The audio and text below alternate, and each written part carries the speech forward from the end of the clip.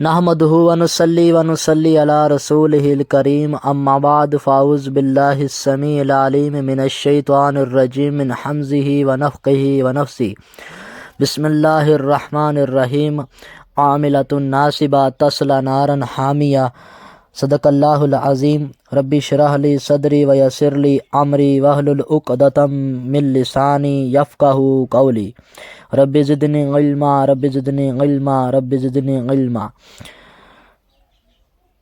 नाज़रीन इकराम, आप सबको मेरी तरफ़ से सलाम। उम्मीद करता हूँ कि आप ठीक होंगे, और जो मेरे दोस्त भाई या बुज़ुर्ग बीमार हैं या किसी भी मुश्किल में मुब्तला हैं, तो मेरी दुआ है कि अल्लाह ताला उनको सेहत वाली, ईमान वाली लंबी ज़िंदगी अता फ़रमाए और उनकी तमाम मुश्किलात को आसान फ़रमाए। और हमारे एक कारी साहब हैं, कारी बिलाल अहमद कुरैशी साहब, जो दीन का बहुत काम कर रहे हैं, उनकी सेहत नासाज है। तमाम भाइयों से इल्तमास है कि उनके लिए दुआ करें कि अल्लाह ताला उनको सेहत अता फ़रमाए, आमीन। दोस्तों और भाइयों, आज की इस वीडियो में मैं आपको बताऊंगा कि वज़ू का सही तरीका क्या है, और वज़ू की फ़जीलत के बारे में भी बताऊंगा, और ये भी बताऊंगा कि वज़ू के अंदर जो अज़ाफ़ी चीज़ें ऐड की गई हैं उनके बारे में हमारा दीन क्या कहता है, और वो हमारे दीन के अंदर शामिल भी हैं या नहीं, वो क्यों की गई हैं, और वो करनी चाहिए या नहीं करनी चाहिए, वो दीन से साबित हैं या नहीं साबित। दोस्तों,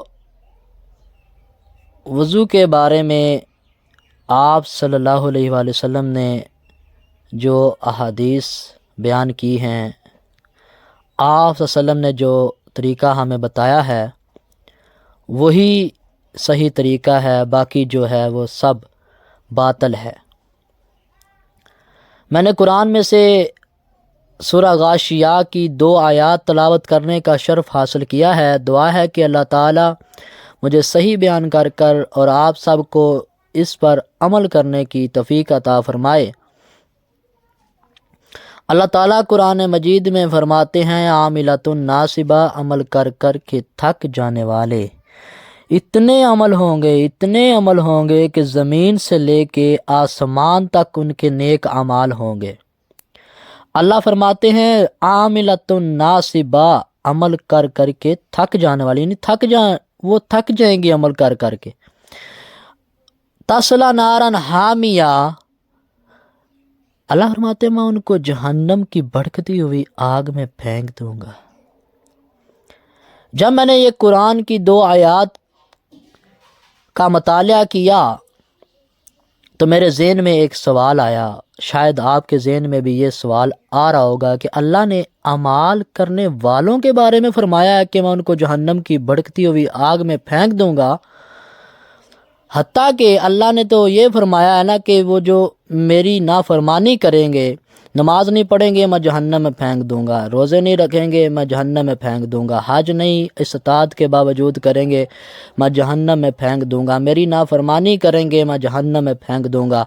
तो इधर तो मामला ही अजीब है। अल्लाह फरमाते हैं अमल कर कर के थक जाने वालों को मैं जहन्नम की भड़कती हुई आग में फेंक दूंगा। अल्लाह, ये मामला क्या है? अल्लाह फरमाते हैं इसकी एक वजह नहीं है, इसकी वजूहात हैं। एक वजह ये है, वमन युशरिक बिल्लाह फ़क़द हर्रम अल्लाह अलैहिल जन्ना, जिसने मेरी ज़ात और सफ़ात के साथ शरीक ठहराया मेरी जन्नत उस पे हराम हो गई, मैं उसके भी अमल बर्बाद कर दूंगा। फिर अल्लाह ने एक और वजह भी बयान की कुरान मजीद में, या अय्युहल्लज़ीना आमनू अतीउल्लाह व अतीउर रसूल वला तुबतिलु अमालकुम, ऐ ईमान वालो अल्लाह और उसके रसूल की अताअत करो और अपने अमाल बर्बाद ना करो, बातिल ना करो। यानी अल्लाह और उसके रसूल की जब हम अताअत नहीं करेंगे, हम अपने नबी करीम सल्लल्लाहु अलैहि वसल्लम के तरीके के मुताबिक वज़ू नहीं करेंगे, नमाज नहीं पढ़ेंगे, रोज़ा नहीं रखेंगे, हज नहीं करेंगे, जो भी नेक अमल है अगर हम अपने नबी के तरीके से हट कर करेंगे तो वो अमल अल्लाह को कबूल नहीं, अल्लाह उस अमल को बर्बाद कर देते हैं। दोस्तों, हमें अपने नबी के तरीके के मुताबिक वज़ू करना चाहिए। आज ہم اس وجہ کو بیان کریں گے کہ اللہ نے اس وجہ کو قرآن مجید میں جیسے بیان کیا ہے نا کہ میں ان کو برباد کر دیتا ہوں، اس کے عملوں کو برباد کر دیتا ہوں، وہ جتنے بھی نیک ہوں میں اس کو رد کر دیتا ہوں، وہ میرے نزدیک قبول ہی نہیں ہیں۔ میں دیکھتا ہوں تو نبی کی اطاعت دیکھتا ہوں۔ دوستو، وضو کیسے کرنا ہے؟ وضو ایسے کرنا ہے جیسے ہمارے نبی نے کیا ہے۔ ہم نے اضافی چیزیں اس میں ایڈ نہیں کرنی۔ اگر ہم اضافی چیزیں اس میں ایڈ کریں گے تو ہمارا وضو ہی نہیں قبول، وضو نہ ہوگا تو ہماری نماز ہی نہیں قبول۔ اگر ہماری نماز قبول نہیں ہوگی تو اللہ قرآن میں فرماتے ہیں کہ نماز نہ چھوڑو، مجھے ایسا لگتا ہے کہ تم مشرکوں میں سے ہو جاؤ گے۔ یعنی اللہ فرماتے ہیں اگر تم نماز چھوڑتے ہو تو تم مشرکوں میں سے ہو جاؤ گے، اپنے آپ کو مشرکوں میں سے پاؤ گے۔ تو بھائیو، ہمیں نماز پڑھنے سے پہلے طہارت جو ہمارے لیے ضروری ہے وہ وضو ہے۔ وضو ہمارا درست ہونا چاہیے، وضو ہمارا نبی کریم صلی اللہ علیہ وسلم کے طریقے کے مطابق ہونا چاہیے۔ آج ہم آپ صلی اللہ علیہ وسلم کے طریقے کے مطابق وضو کا طریقہ سیکھیں گے، اور میں بتاؤں گا کہ وضو کی فضیلت کیا ہے۔ وضو کی بہت زیادہ فضیلت ہے، لہٰذا میں ایک حدیث، دو حدیثیں بیان کر اپنی بات کو آگے بڑھاؤں گا۔ اللہ تعالیٰ نے اپنے نبی صلی اللہ علیہ وآلہ وسلم کو ہمارے لیے نمونہ بنا کر بھیجا ہے۔ آپ صلی اللہ علیہ وسلم نے فرمایا کہ وضو کیا کرو، اچھی طرح وضو کیا کرو، اعضاء کو اچھی طرح دھویا کرو، قیامت کے دن وضو کی وجہ سے لوگ پہچانے جائیں گے، ان کے چہرے چمکتے ہوں گے، ان کے ہاتھ چمکتے ہوں گے، ان کے پاؤں چمکتے ہوں گے۔ تو آپ صلی اللہ علیہ وسلم نے فرمایا کہ وضو کو اچھی طرح کیا کرو۔ حضرت ابو ہریرہ رضی اللہ تعالیٰ عنہ نے جب یہ حدیث سنی تو آپ رضی اللہ تعالیٰ عنہ اپنے جو ٹخنے ہیں ان کو اپنی اوپر دھونا شروع کر دیا، اپنے ٹخنوں سے بھی اوپر دھونا شروع کر دیا۔ کسی نے پوچھا کہ ابو ہریرہ یہ کیا کرتا ہے کہ آپ صلی اللہ علیہ وسلم نے تو ٹخنوں تک دھوئے ہیں پاؤں، تو آپ اوپر تک دھوتے ہو؟ ابو ہریرہ فرماتے ہیں کہ میں نے نبی کریم صلی اللہ علیہ وسلم کو جب یہ فرماتے ہوا سنا کہ قیامت کے دن لوگ وضو کے اعضاء کے دھونے کی وجہ سے ان کے اعضاء جو ہوں گے وہ قیامت کے دن چمکیں گے، اس دن سے میں نے یہ کام کرنا شروع کیا ہے۔ تو آپ صلی اللہ علیہ وسلم نے بھی یہ عمل میرا دیکھا ہے، آپ صلی اللہ علیہ وسلم نے میرا جذبہ دیکھ کر مجھے منع نہیں فرمایا۔ دوستو، نبی کریم صلی اللہ علیہ وآلہ وسلم نے وضو کے متعلق ہی فرمایا، یہ تو نماز کا وضو ہے۔ ایک وضو وہ ہے کہ جو نماز کی طرح ہی کیا جاتا ہے لیکن سونے سے پہلے کیا جاتا ہے۔ اس کے بارے میں آپ صلی اللہ علیہ وسلم نے فرمایا کہ جو بندہ رات کو وضو کرے جس طرح نماز کے لیے وہ کرتا تھا، اسی طرح وہ وضو کرے اور سو جائے دائیں کروٹ پہ، اپنے ہاتھ کو پیشانی کے نیچے رکھ کر اور سونے کی دعا پڑھ کے سو جائے۔ آپ صلی اللہ علیہ وسلم نے فرمایا کہ وہ بندہ ایسے ہی ہے جیسے ساری رات وہ اللہ کے آگے قیام کے لیے کھڑا ہے۔ دیکھیں دوستو کہ وضو کی کتنی فضیلت ہے۔ اگر ہم آپ صلی اللہ علیہ وسلم کے طریقے کے مطابق وضو کرتے ہیں تو اس کی کتنی فضیلت ہے، کتنا مقام ہے اس بندے کا جو رات کو وضو کر کے سوتا ہے۔ دیکھیں، کوئی یہ چھوٹا سا عمل ہے، اگر ہم کرتے ہیں تو کتنا اس کا ثواب ہے۔ وضو کا جو صحیح طریقہ ہے وہ یہ ہے کہ آپ صلی اللہ علیہ وسلم نے پہلے وضو کے لیے پانی لیا۔ آج کل تو ہمارے پاس نلکے ہیں، ٹوٹیاں ہیں، اس وقت یہ سہولتیں موجود نہیں تھیں۔ آپ نے کرنا کیا ہے کہ آپ نے پہلے پانی لینا ہے، چاہے وہ برتن میں ہو جائے، چاہے وہ ٹوٹی کے نیچے ہو جائے، نلکے کے نیچے ہو جائے۔ آپ نے ایسے کرنا ہے کہ وہ ٹوٹی کو کھولنا ہے، پہلے دائیں ہاتھ پہ پانی ڈالنا ہے، پھر بائیں پہ ڈالنا ہے، یعنی ہاتھوں کو اچھی طرح دھونا ہے۔ ہاتھوں کو دھو کر کتنی مرتبہ دھونا ہے یہ بھی سن لیں۔ آپ نے شاید یہ پہلی مرتبہ بات سنی ہوگی کہ آپ صلی اللہ علیہ وسلم نے ایک مرتبہ بھی اعضاء کو دھویا ہے، 2 مرتبہ بھی دھویا ہے، 3 مرتبہ بھی دھویا ہے۔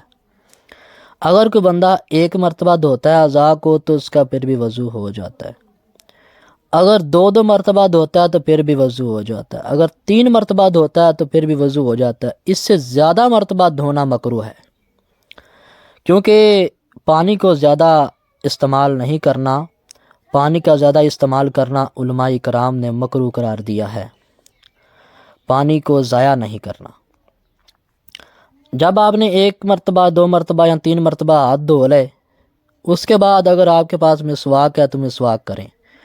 مسواک کے بارے میں آپ صلی اللہ علیہ وسلم نے فرمایا کہ میرے پاس جتنی مرتبہ جبریل آیا اس نے مجھے مسواک کرنے کا حکم دیا، تاکہ مجھے خدشہ ہونے لگا کہ کہیں مسواک مجھ پر، میری امت پر فرض نہ ہو جائے۔ آپ صلی اللہ علیہ وسلم نے فرمایا اگر میری امت کو مجھے خدشے میں ڈالنے کا یعنی مشکل میں ڈالنے کا خدشہ نہ ہوتا تو میں ہر نماز کے ساتھ مسواک کو فرض کر دیتا، ہر وضو کے ساتھ۔ آپ صلی اللہ علیہ وسلم نے فرمایا کہ مسواک کیا کرو، مسواک منہ کو پاک کرنے والا عمل ہے۔ دوستو، مسواک کی بہت فضیلت ہے۔ آپ نے اس کے بعد مسواک کرنی ہے۔ مسواک کے بعد آپ نے ایک چلو میں پانی لینا ہے، آدھا منہ میں ڈالنا ہے، آدھا ناک میں ڈالنا ہے۔ منہ والا پانی نیچے پھینکنے کے بعد ناک کو اچھی طرح جھاڑنا ہے۔ آپ صلی اللہ علیہ وسلم نے فرمایا کہ ناک کو صاف کیا کرو۔ ہم نے ناک کو 3 مرتبہ جھاڑنا ہے، پھر 2 یا 3 مرتبہ ایسے عمل کرنا ہے، آدھا منہ میں آدھا ناک میں پانی ڈال کر۔ پھر اس کے بعد آپ نے چہرے کو اچھی طرح دھونا ہے۔ چہرے کو دھو کر، یعنی چہرے کو کیسے دھونا ہے، وہ ایک کان کی لو سے لے کر دوسرے کان کی لو تک پانی بہانا ہے۔ پھر اس کے بعد داڑھی کا خلال کرنا ہے۔ یہ بھی سن لیں جن لوگوں کی داڑھی نہیں ہے ان کے بارے میں کیا خیال ہے کہ ان کی نمازیں ہو رہی ہیں یا نہیں، کیونکہ وضو ہوگا تو نمازیں ہوں گی نا۔ ان کا وضو ہو رہا ہے یا نہیں؟ میرے نبی نے ساری زندگی داڑھی کا خلال کیا، اور جن کی داڑھیاں ہی نہیں ان کا خلال کیسے ہوگا؟ تو بھائیو، آپ سے التماس ہے کہ نبی کی سنت کے مطابق عمل کریں گے تو عمل قبول ہے۔ داڑھی کو نہ مڈوایا کریں، داڑھی کا خلال کرنا ضروری ہے۔ داڑھی کا خلال کرنا ہے یعنی داڑھی کی جڑوں تک پانی پہنچانا ہے۔ آپ نے اچھی طرح داڑھی کو دھو لینا ہے، صاف کر لینا ہے۔ اس کے بعد آپ نے اپنے ہاتھ دھونے ہیں، یعنی کونیوں سمیت، کونیوں تک آپ نے پانی بہانا ہے 3 مرتبہ۔ جب ایسے ہی 1 2 مرتبہ یا 3 مرتبہ، جیسے بھی آپ نے 1 مرتبہ اگر کر رہے ہیں تو پھر 1 مرتبہ ہی کرنا ہے، اگر 2 مرتبہ کر رہے ہیں پھر 2 مرتبہ کرنا ہے، اگر 3 مرتبہ وضو شروع کیا تو 3 مرتبہ ہی کرنا، یعنی پہلے شروع کیا نا 3 مرتبہ آپ نے ہاتھ دھوئے ہیں تو پھر 3 مرتبہ ہی سارے اعضاء کو دھونے ہیں۔ اس کے بعد آپ نے سر کا مسح کرنا ہے۔ سر کا مسح کیسے کرنا ہے؟ 3 انگلیاں لے کے یا 4 انگلیاں جو ہوتی ہیں ان کو لے کے آپ نے ماتھے سے شروع کرنا اور پیچھے لے جانا ہے جہاں پہ آپ کے سر کے بال ختم ہو رہے ہیں، پھر ادھر سے ہی پیچھے سے ہی آگے کو لے آنا ہے۔ یہ آپ کا سر کا مسح ہو جائے گا۔